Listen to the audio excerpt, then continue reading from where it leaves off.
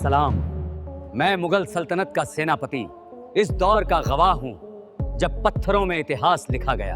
आज मैं आपको ले चलूंगा उस दौर में जहां एक बादशाह ने अपने प्यार को संगमरमर में अमर कर दिया। तो तैयार रहिए, इस सफर को आखिर तक देखिए, क्योंकि हर दृश्य आपको हिंदुस्तान की सबसे अनमोल कहानी सुनाएगा।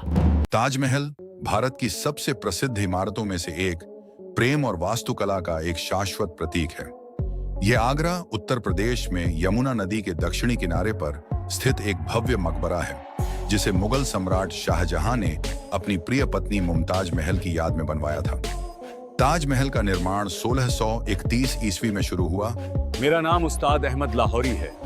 मैं बादशाह शाहजहां का वास्तुकार हूँ। इन पत्थरों में मैं रूह डाल रहा हूँ। और इसे पूरा होने में लगभग 22 साल लगे, जो 1653 ईस्वी में समाप्त हुआ। 1631 में दक्कन में एक सैन्य अभियान के दौरान अपनी 14वीं संतान को जन्म देते समय उनका निधन हो गया। मुमताज की मृत्यु से शाहजहां बहुत दुखी हुए और उनके सम्मान में एक ऐसा मकबरा बनाने का फैसला किया जो उनकी महान प्रेम कहानी का प्रतीक बन सके। ये एक दास्तान है मोहब्बत की, जो संगमरमर में अमर होगी। हर नक्काशी, हर गुंबद खुदा की कारीगरी का बयान है। ताजमहल को बनाने में लगभग 20,000 कारीगरों और हजारों हाथियों और घोड़ों का इस्तेमाल किया गया था। इसका मुख्य वास्तुकार उस्ताद अहमद लाहौरी को माना जाता है। हालांकि कई अन्य वास्तुकारों और कलाकारों ने भी इसके डिजाइन और निर्माण में महत्वपूर्ण भूमिका निभाई। इसमें फारसी, इस्लामिक और भारतीय वास्तुकला शैलियों का एक अनूठा मिश्रण देखने को मिलता है। देखो इस पत्थर को, ये ठंडा है पर इसके अंदर एक धड़कन है। जब कारीगर अपनी हथेली से इसे छूता है, ये उसकी मेहनत को पी लेता है।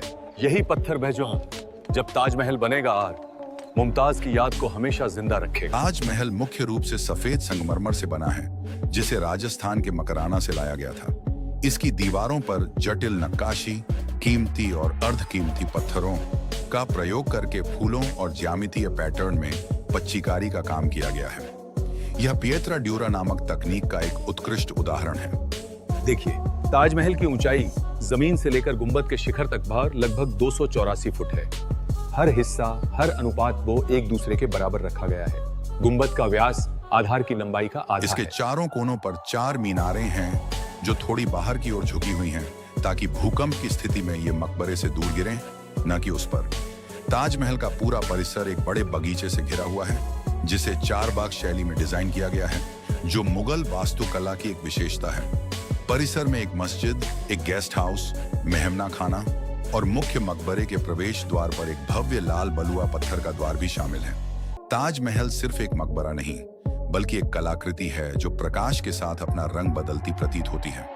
सुबह की पहली किरणें इसे गुलाबी रंग देती हैं, दोपहर में यह चमकदार सफेद दिखता है और पूर्णिमा की रात में यह एक अद्भुत चांदी जैसी चमक बिखेरता है।